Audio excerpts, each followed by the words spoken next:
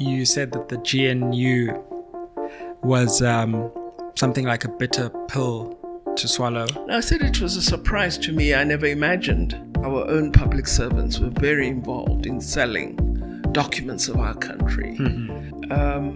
So we have failed in addressing the basic needs of the people of our country. When President Zuma called me in, he'd been looking at me strangely for some days, and I suspected there's something afoot. Dr. Naledi Pandor, thank you so much for honoring our invite and joining us on SMWX. It's a great privilege to have you here. Thank you very much, and thank you for inviting me.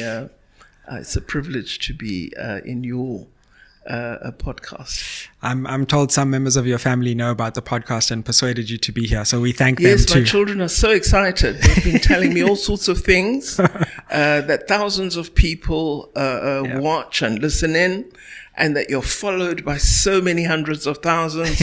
So they think I'm really special. Well, I thank them. Given that you invited me. I thank them for their service. You come from a storied family. Your grandfather and father were active in politics, and I was realizing that, if I'm not mistaken, the year that your father left the national executive was the same year you came in, or it was a similar period. What role did, firstly, your father play in your political upbringing? Well, my father was trained as a historian and a lawyer. He was a lawyer. And he was also a great raconteur. So a part of the education we had was in school, but the other was the political history at home. So every weekend we'd get summaries of the newspapers, every paper. We would have to watch films about the Chinese Revolution and get, stories told about the training of al-Qaeda in Algeria, visits to Moscow. So it was kind of a political tutorial, almost consistently. And that was, the side of our dad. So we grew up in that environment. And then also ANC was very present in our family, in our lives, in the lexicon and discourse in the family, including, of course, being in exile. There would be many ANC stalwarts coming in and out of the home to have meetings, have discussions. So that is, yes, the young life that we lived. Do you have any particular memories of those meetings or discussions or people that came into the home? Well, we grew up in an era where when visitors come, you're sent to the kitchen or somewhere else to help prepare refreshments or just sit quietly. So really, I know some who came and, would see them. Frini Jinwala was a visitor. Others, Aziz Pahad. And then, of course, we had many families, the Ngwenyas, who came into exile in the UK. So they would be in and out of the home. And I think that fact of these presence in our home really solidified this notion that we were temporarily wherever we were, and that one day our real home would be where we would be. And your father and grandfather were both part of the treason trial, if I'm not mistaken, and you must have been very young, 3 or so, when that happened. Did that leave an imprint on you at the time, or stories of it later as you were a child? Because, what a way to come into the world. Yeah, well, I don't think I would be, would have been that aware. So sure, young. Fair enough. But we left after all the trialists were acquitted, because you'll remember all 159 were acquitted. And immediately after that, my dad then had the directive from the ANC that he should go and assist with the international side of the struggle.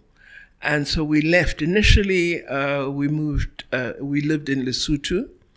By that time, our dad had essentially disappeared. And it's our mother who put everything together, bundled us into the car, And from Durban, someone drove us to the border of Lesotho, and we ended up in Maseru. And as children, we had no idea what was happening. We just had this sense of confusion, that we were somewhere we're not familiar with, didn't know the language, but had to learn it, and lived in a very difficult environment initially. We spent about 4 years in Lesotho, started primary school there, and we met people like Dr. Chris Hani, Osdimpo, and all those personalities that were in Lesotho at the time. And of course, there were threats to my dad, and stories, and he was called a communist all the time. So that was the kind of the beginning of awareness, I think, and a feeling of puzzlement as to why are our parents doing this to us? Why are we not in our home with our grandparents in Durban? And I think it must have been a really tough time for my mother, because there were 4 of us children, and the 5th one was born in Lesotho. Then we left and moved to Zambia, spent a short confusing time there, and moved to London. And it's odd to say, but England was like a haven. It was the first time we'd stayed for many years in one place. Sure. And formed kind of more permanent associations with people at school, teachers. So we were in London for a period of about 10 years or so.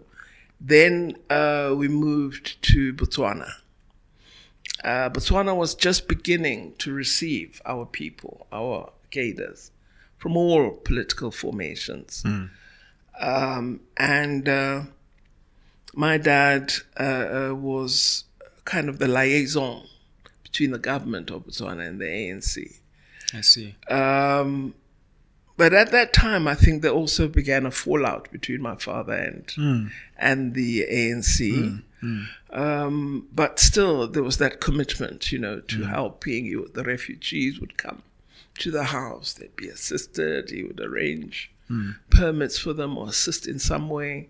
I also was very friendly with them because I identified as a South African. But also, had friends in Botswana at school. And I learned very good Setswana. I speak perfect Setswana. Ah, very good. I think.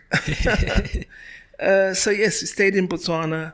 I did my final exams for secondary school there, then did my first degree at the new university.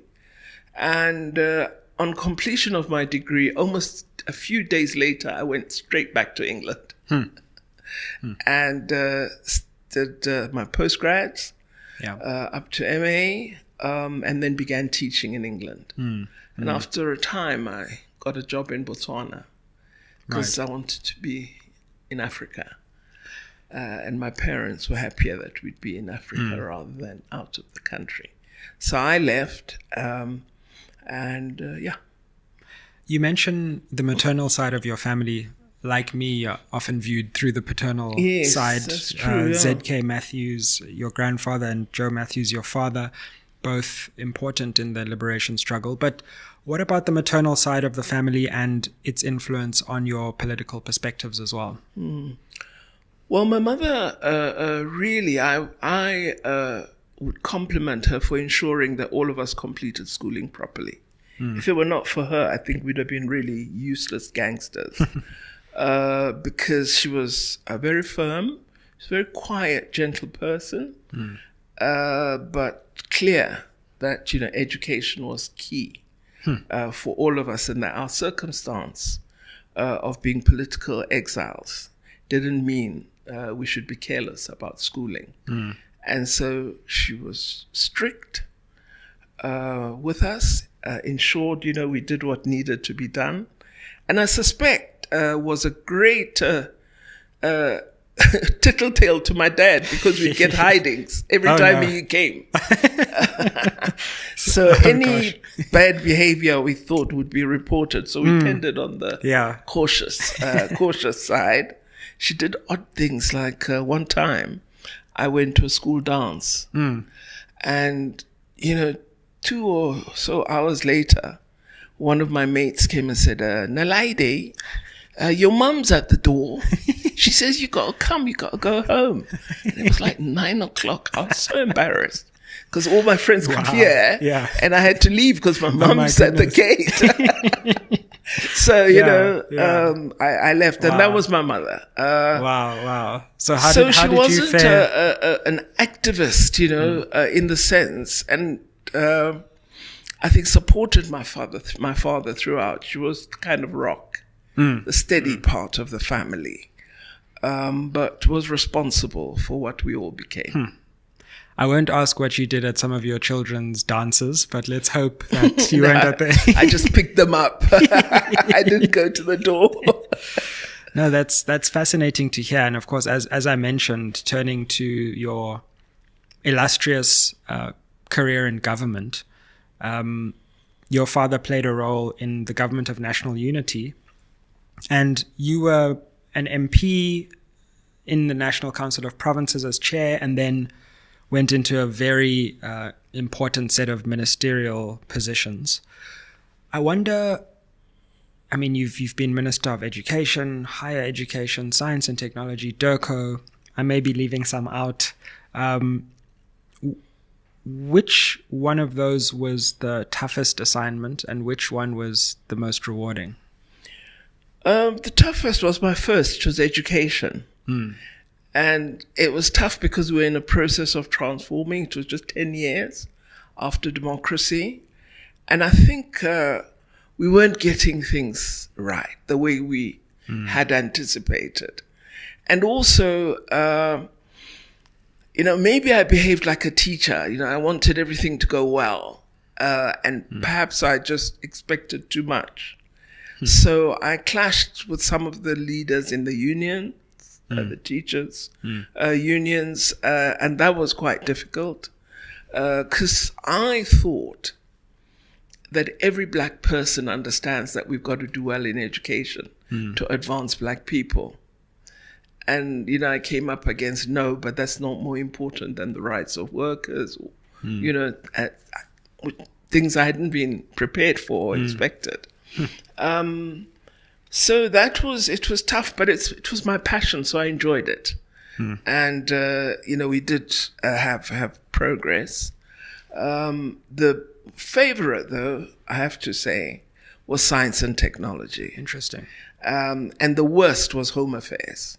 Ah, that's the one I forgot. That's when I spent 2 years because I was just coming in as Dr. Dlamini Zuma exited to the African Union. Ah, yes. When President Zuma called me in, he'd been looking at me strangely for some days, and I suspected there's something afoot.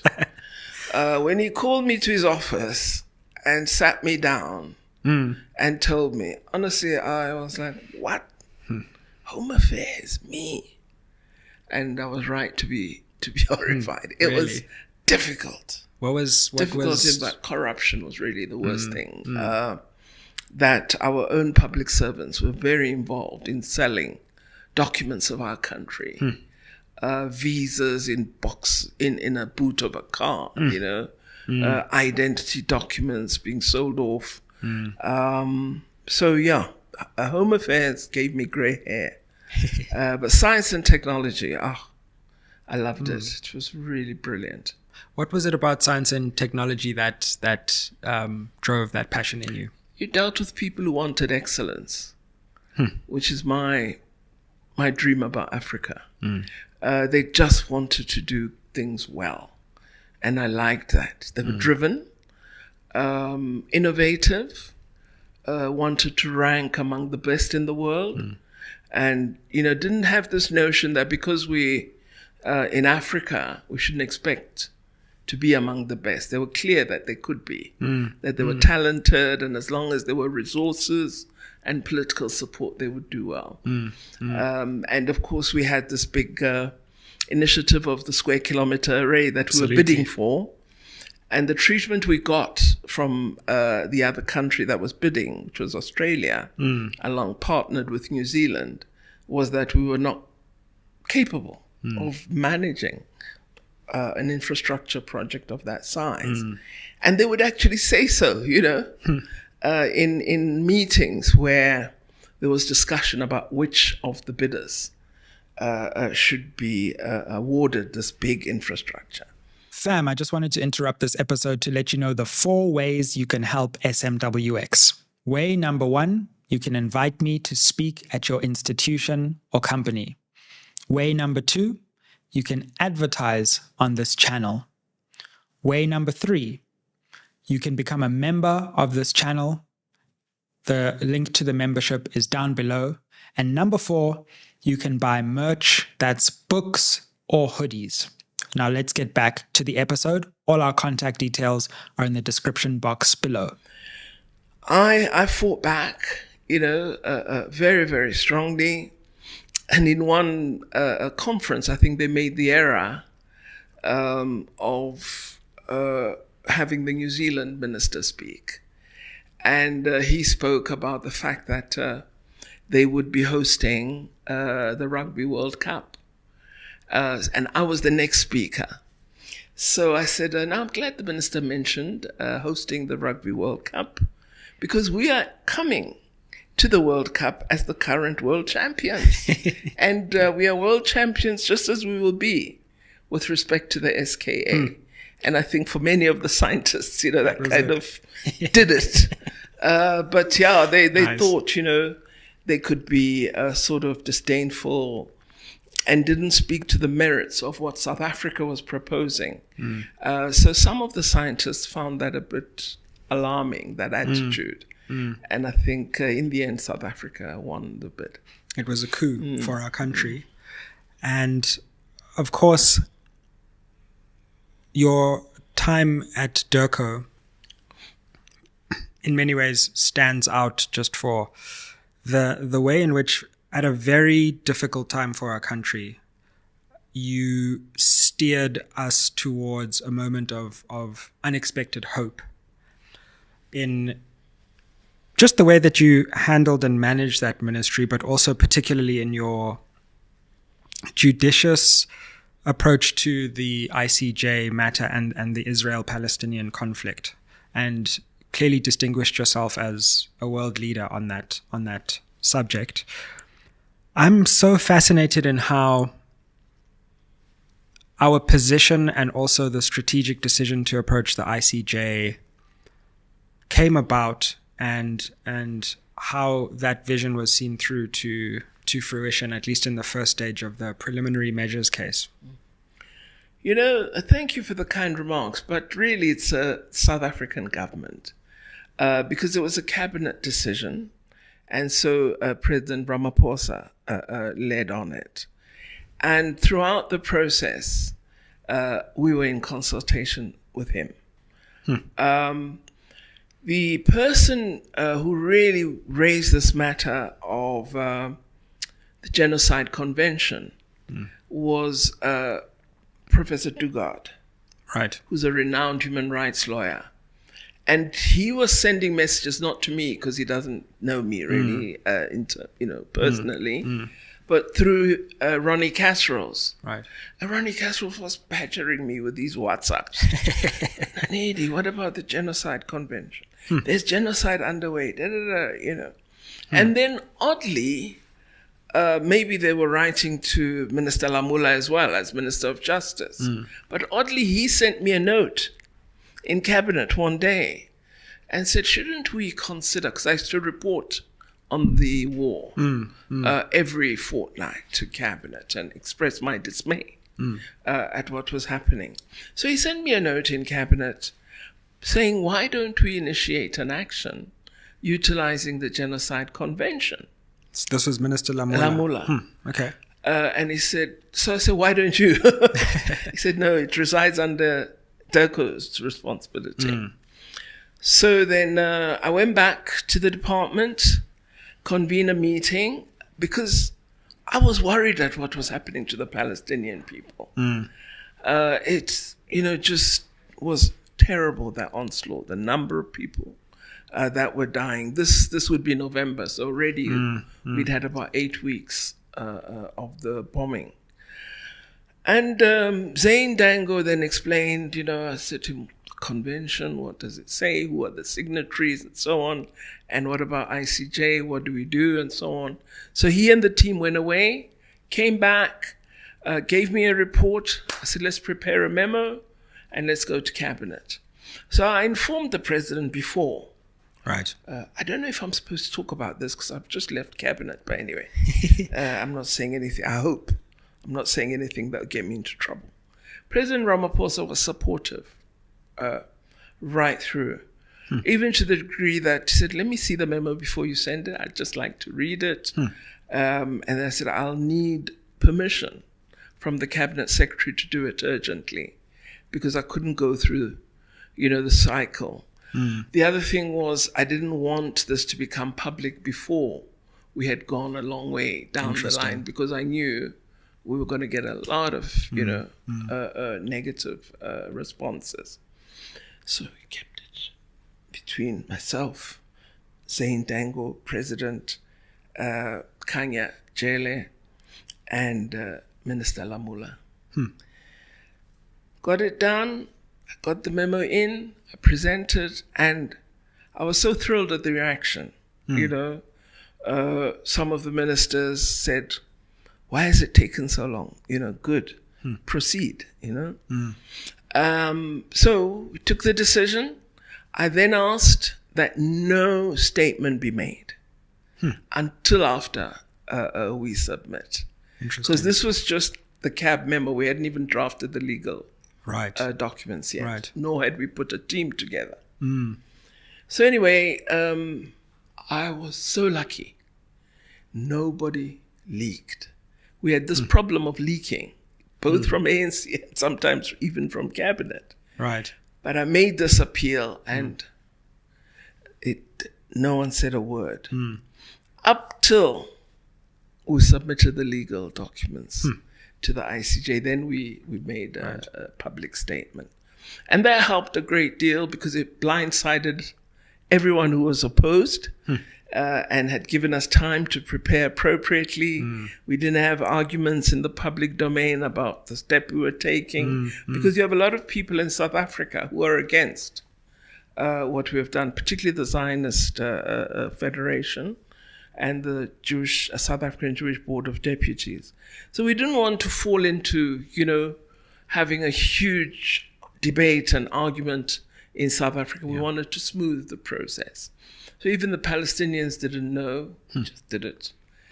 We submitted and worked on it through Christmas Day, and finished. And President wanted to see everything, looked at every paragraph.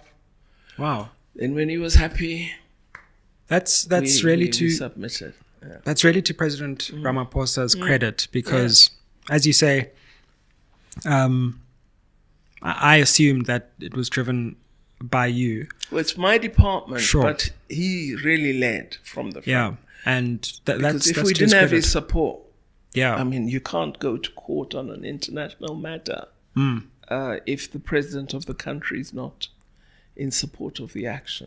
And it's interesting to hear that he was that involved in the detail of actually reading the drafts. Absolutely, Wow. He did. And that fateful day before the court has now gone down in legend. Wow. What were your feelings on that day? I was holding my breath throughout, because I didn't know how it would go. When the Israeli lawyer dropped one of his papers, I thought, we've shaken them, Yeah. I thought, okay, maybe. But for quite a number of weeks until we got the message that the court was ready to deliver the decisions, we were nervous because it's a multinational court A number of the judges come from countries that are directly involved in supporting the state of Israel with arms and other needs. And so we didn't know, do the judges fall on the side of human rights law, or would it be national interest? We hoped it would be on the side of international law. And indeed, when we sat through the hearing, the minute that they said that it is plausible, we knew. Yeah. And there were these Palestinian gentlemen, one this side, one there. They were squeezing my hands. Squeezing, Wow. like this, as the judge continued, after that the first two paragraphs. The first one was ambling. The second, they began to delve into it. And we got a sense that something, historic was about to be said. It was, it was an incredible few weeks and an amazing landmark moment for our country. Israel, perhaps predictably, of course, it was an important symbolic move and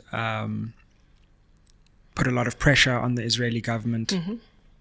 But Israel, in many ways, has continued almost unaffected. And I wonder what you make of, on the one hand, the symbolic importance of that moment, but also Israel's refusal to really take heed of the court's important statements and subsequent statements.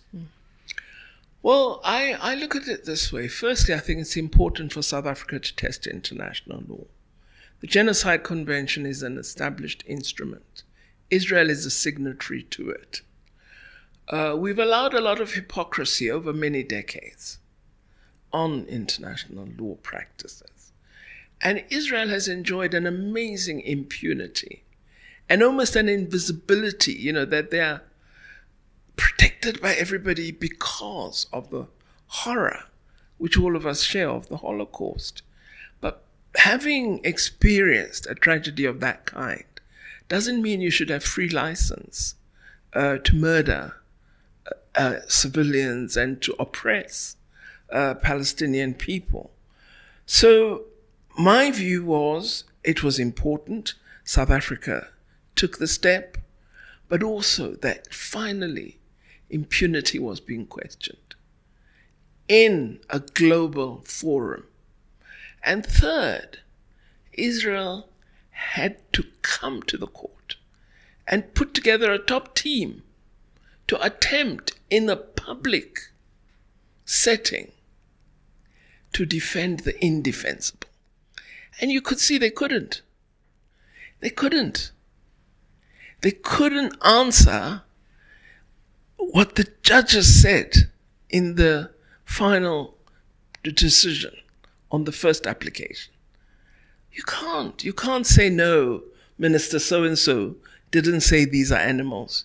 You can't. So, they tried to say, well, statements in a heated environment.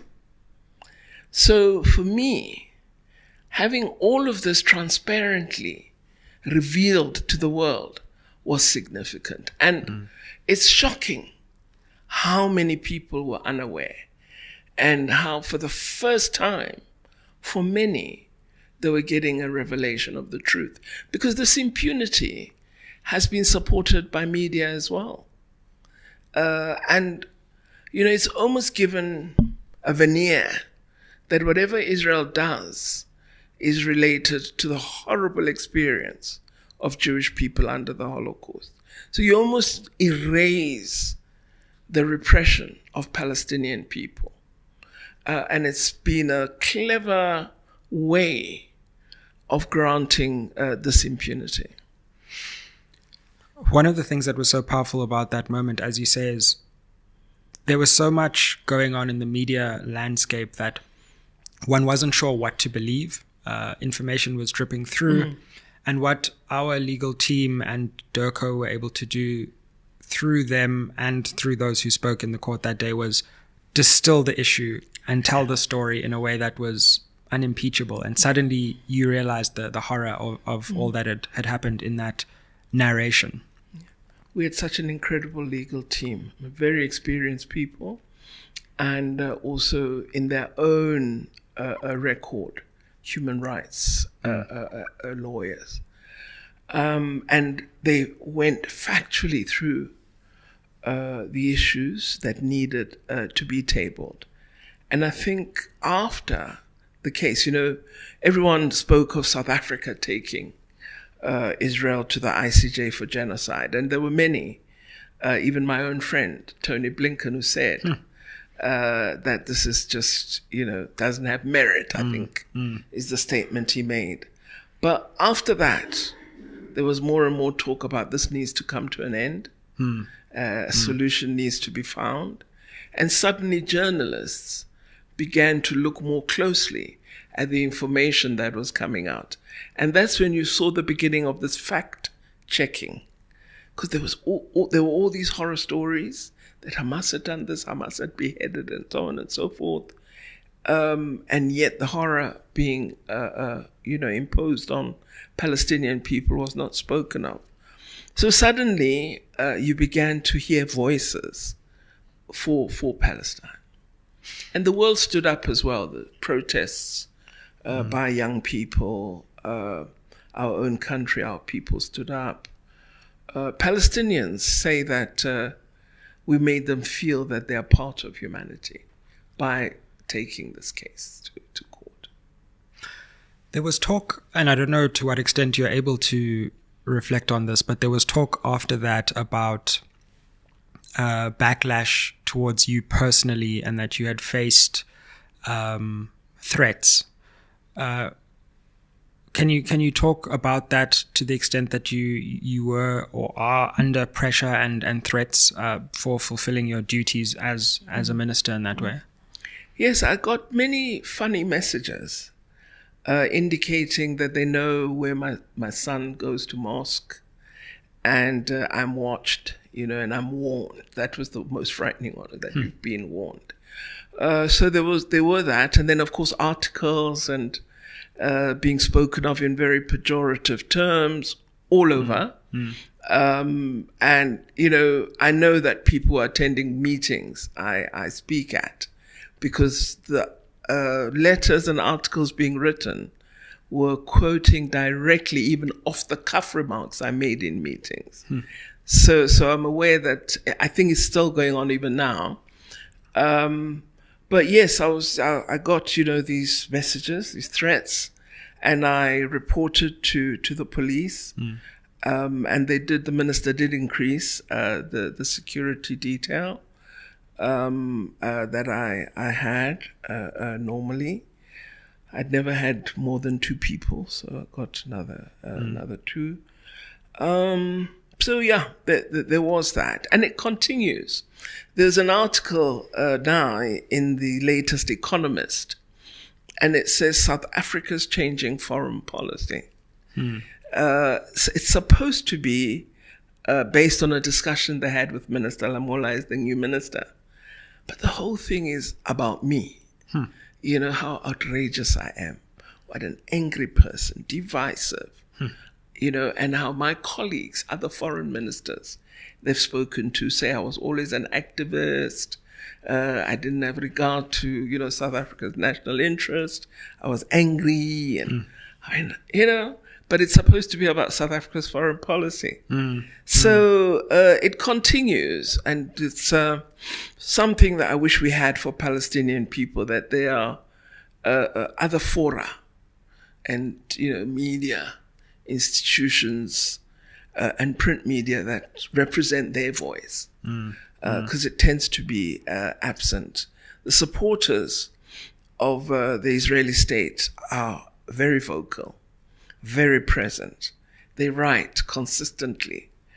And those who support Palestine are not using the formal media as much as they should. And this is a message I try to convey to various meetings, that there needs to be equal representation of voices if this situation is to be properly understood and, if a battle is to be waged.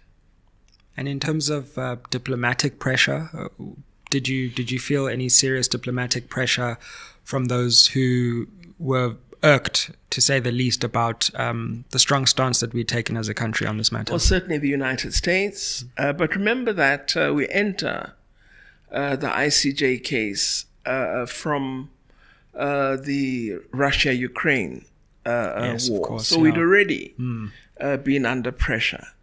This one made things worse. But we'd faced a lot of pressure because of our position on the fact that there should be a peaceful resolution of the war between Russia and Ukraine, and that all leaders should play a role in finding a solution and encouraging President Putin and President Zelensky to sit around a table and negotiate, because we didn't think any good was going to come out of this, and that it will be an entrenched war if a solution is not found. And what we're seeing now actually proves the worth of what we said from inception. So the pressure had been there. We had, at one point, 12 senators came to South Africa. And I was invited to meet with them. And it was like I was this young woman in this circle of all these men. And, And I thought, I'm not going to take this, So I responded. We had quite a... But, you could see that they just didn't like the position that we'd taken. And I tried to explain to them that our non-aligned position on this question and our belief that the way we approached our own conflict provides an example of how you can resolve difficult situations. And that they, as leaders in the United States, had encouraged us to negotiate with the enemy. And so similarly, we believe Ukraine and Russia must speak to each other. We also would want to prevent deaths, just as our leaders did.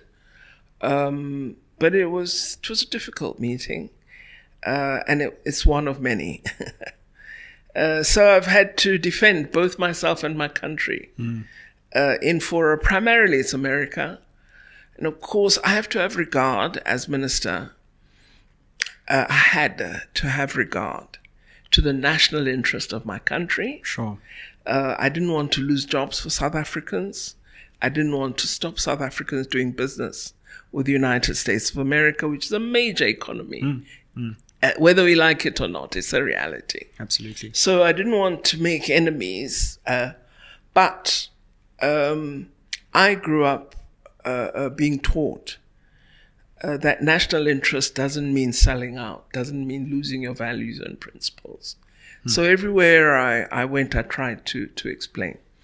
I did a visit to the United States to try and counter this attempt of introducing a bill to review the relation, because I knew where it could go. Yes. So I went to the US and I met with some House of Representatives members and senators in the Foreign Relations Committee. And I knew it's going to be, it was going to be very tough. But I got voices. We have friends, and I think we should, continue to use those friends. I also spoke to civil society and the old anti-apartheid movement, and I found they're still robust supporters of South Africa. So a lot of them continue to be involved in public life, and I think they can be our spokespersons. So I learned, it's tough, but you mustn't give up. In terms of our foreign policy now, are you concerned with the advent of a new coalition government in which the ANC cannot set foreign policy, perhaps with the same flexibility that it used to, or maybe it can, that there will be a deviation from the previous position, particularly on the Israel-Palestinian issue? No, I'm not concerned. I know the ANC, and I believe that they will hold to our foreign policy positions. And I think if the ANC wishes to retain its credibility, it has to hold to those positions because they directly relate to the history, to the values, to the principles that are the essence, that are the core of the ANC. If they don't, it would be a major betrayal. And I think also it would be, giving in to the Democratic Alliance that we don't know anything really as the ANC. They've not been our friends. They've never, I don't recall, an occasion where they supported a policy position of the government. They may speak now in those terms, but even then it's still rare. They consistently, even while being in the government of national unity, try to separate themselves in terms of identity from the party that is the largest in the GNU.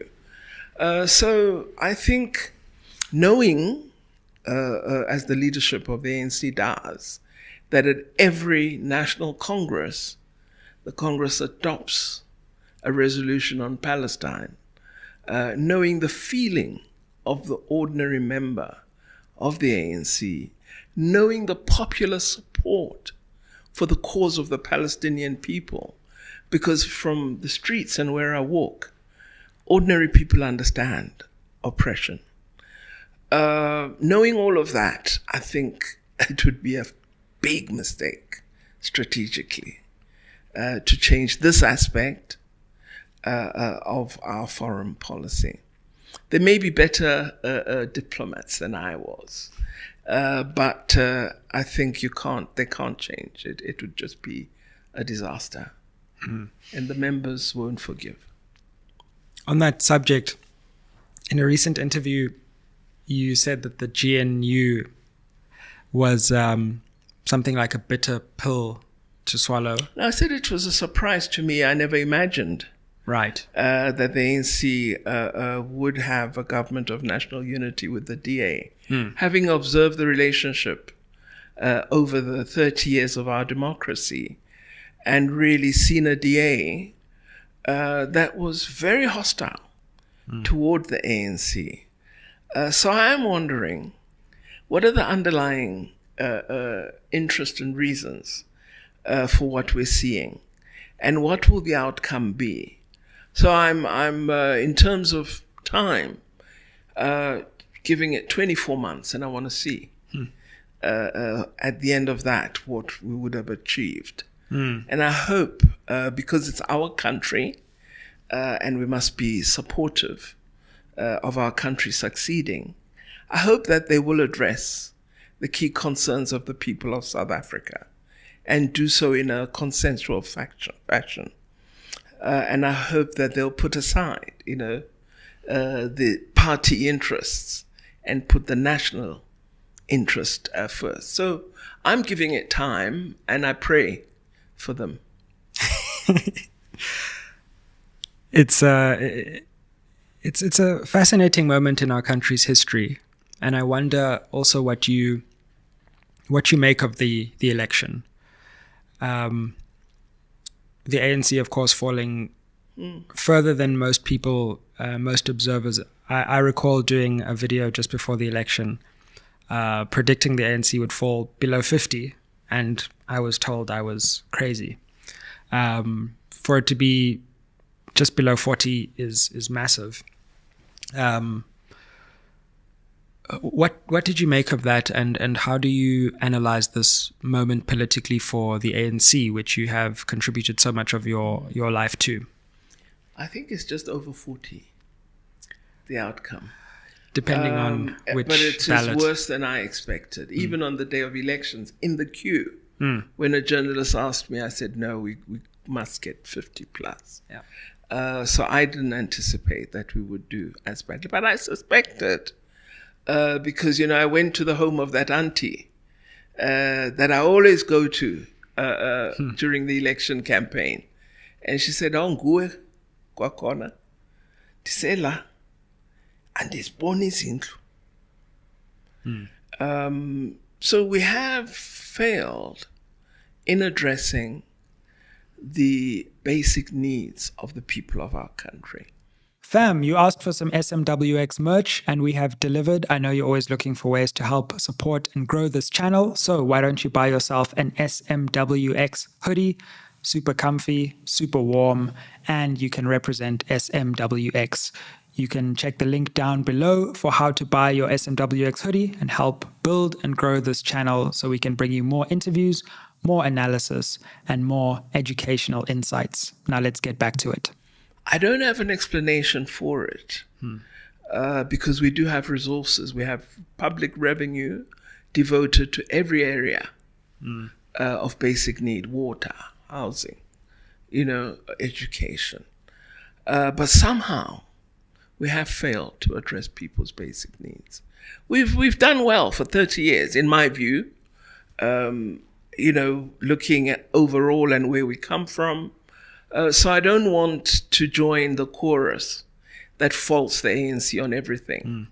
But there are strategic failures that I think the party must be reflecting on now.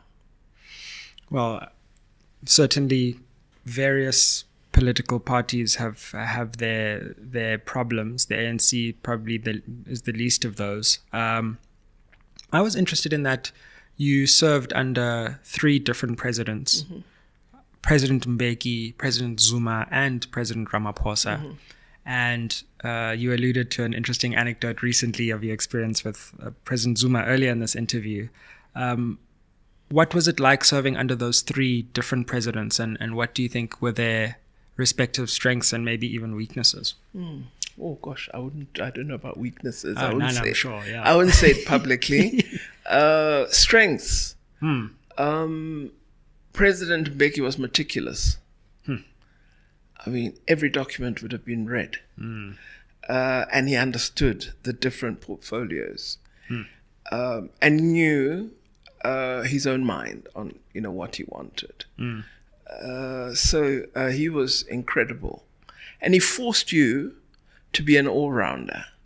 So, you would, he'd say, Naledi, present on this. And I say, no, but it's economics. Why are you not asking Rob Davies? And he said, what's that got to do with anything? So you just had to perform, right? Wow. And that was him. He expected the best from you, and he would test you. Really, really a hard taskmaster. Very sharp, but meticulous, as I say. He would have read. By the time an issue is discussed, he's prepared a set of notes on it. And he'll actually argue, debate, with the minister. Wow. In a meeting. Others take what ministers say at face value. He would question, no, but listen, Penuel, are you really saying da da da da? And Penuel said, yes, President. He said, but have you considered this? And by the time he's finished, you're either saying no, but I think this is correct, or you're saying no, I'll go and look at it again. Wow. That's what he was like. President Zuma, he was a lovely person. Just he's very, very kind, very warm, also very engaged. But I think not fully engaged on the detail of the various issues. But he was well read, for someone who they say didn't complete all primary schooling.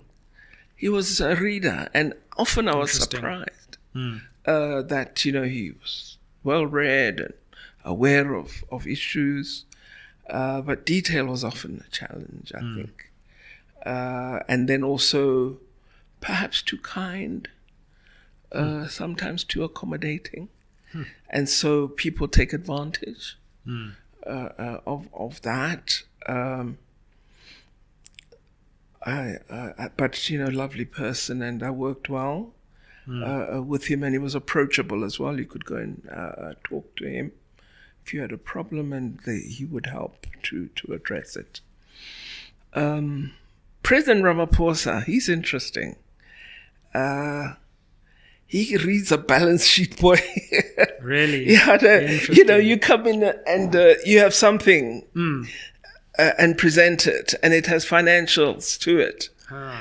And then he goes, click, click, click, click, click, something. And then he'll say, 14 billion rand, 3,000 jobs.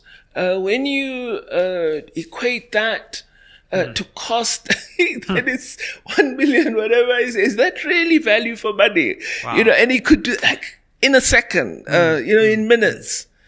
And you, oh my goodness. And you would have read the memo, the same memo, but you didn't get, you know, to those numbers.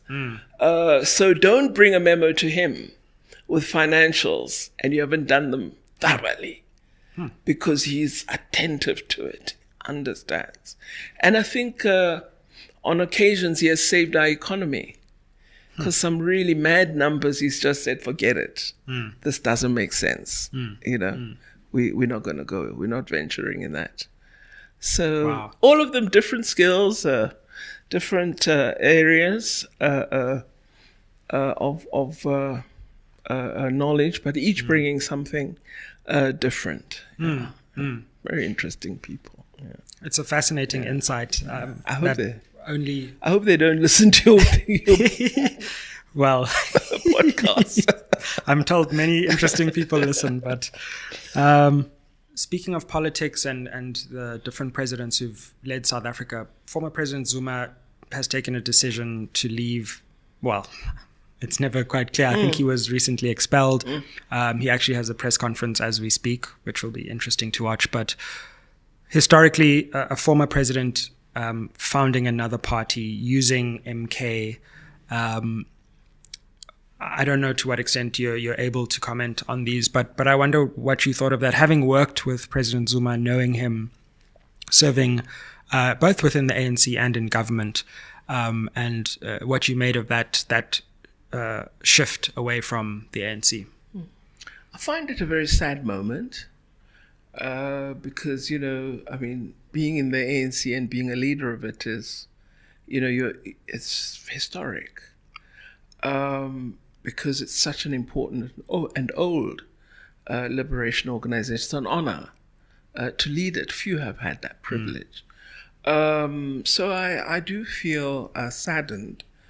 And as I said earlier, I think this issue of being too open to other people and their thoughts is also a problem, because sometimes people impose, you know, their ideas and approaches and anger, and, you know. So I feel that, you know, once you pass my age, which is 70, you must be judicious about the decisions that you make and really, really carefully consider them. And when it comes to your reputation and the legacy that you wish to leave behind, you exercise extra care, I think. So I'll just leave it at that ambiguity. Absolutely. You know, because the reason I asked the question is actually from a national perspective, to the extent that the ANC has always been the center of our politics, but opposition to the ANC is equally important for the vitality of our democracy.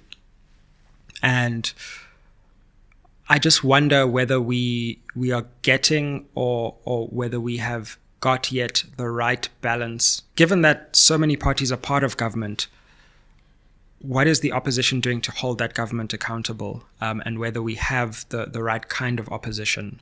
And it seems that the opposition is kind of fracturing in some ways now, which inhibits its capacity to hold government to account. You've been in Parliament, you've been a minister. Any thoughts on the importance of opposition and what opposition needs to do in this moment where we have a huge coalition bloc in government? I don't support opposition for the sake of opposition. I support multi-party democracy, and I support ideas and difference. But if you do something just because you dislike some party, I don't think you're adding value. And I think it's great, you know, that so many organizations have been formed. Although I do think it's too easy to form political parties in South Africa. And it's a matter I think we have to consider at some point. because then anybody stands up and says, I've formed a party. But you see, the ANC is an old organization. It took many years for them to inculcate the heart, the knowledge, the love, the interest that the people now have in it. Not everyone, but quite a significant number. And over that period, I've been speaking recently about attributes of struggle that I believe are absent in Palestine and which they may need to learn from the South African history of struggle. The ANC got to a point where they matured sufficiently to theorize their political practice. And they really, I mean, when you are in an ANC meeting, I used to be in the NEC, I served 3 terms. They debate, they discuss, they examine, sometimes to a point of irritation, but they really consider. So that's something you can't defeat in a year or 2 or easily. And if you establish yourself and believe by existing you are politically mature, you're making a mistake. You're going to need to do much more work. You have to develop your political ideology. You have to understand what your identity is and develop an ability to share and secure support for the identity among the people. And South Africans have a particular set of attitudes. I think they don't like untidiness. I think they're against unfair conflict. They're a very fair people. And I'm making generalizations here about our people. But I have a sense that if South Africans feel you just insult Jacob Zuma all the time, they're not necessarily going to support you. They might in the first flash of excitement, but then they begin to say, no, man, does this really change our lives? Is this really going to make a difference? Shouldn't we be having something more? So to really be able to defeat the ANC or surpass it, a lot of work. Yeah. A lot of work is needed. It doesn't happen in an instance. And my worry about some of the parties that perhaps had the possibility, of being more successful, is they celebrate too quickly. They become triumphalist too quickly. They're not sufficiently thoughtful. The ANC doubts itself after 112 years. It questions itself. And you've been in existence for 10 years and you think you're God. I mean, really, So I think that it's good to have opposition, but you've got to have much more than merely being against. And what about the ANC? This is a party and a movement that's been central to your family history in many ways, and stands at something of a turning point, but has stood at many turning points before. What do you think the ANC needs to do in this moment of its history to remake itself towards a new future in which it remains key to South African life? I think the ANC should marshal as much support as they can, particularly among those who have served the ANC, the veterans. A lot of them feel marginalized. A lot of ordinary members feel that they don't appear to matter. So there's disillusionment. And I think as a leader or a parent, you can't ignore that. So there's a lot of work to be done on the ground. And what we have to get rid of, is the sense that when I'm a leader, I'm supreme and I can become arrogant and so on. We've got to learn humility. You've got to learn approaching people with an intention to bring them into the fold. And I think at present, many people feel neglected. That is the sense I get when I work with branches on the ground, that you don't get sufficient attention. Even during the campaign, in some branches or areas. They said, the leaders haven't come here. They only went to this area. They didn't come to this. So you've got to be attentive, to all of those things, because you're dealing with a huge family. And you have to organize yourself in a manner that allows you to touch each member of the family in some way. It won't be perfect, but when they see you making that attempt, I think they'll say, okay. So we've got to address that arrogance, distance, crookery, dishonesty.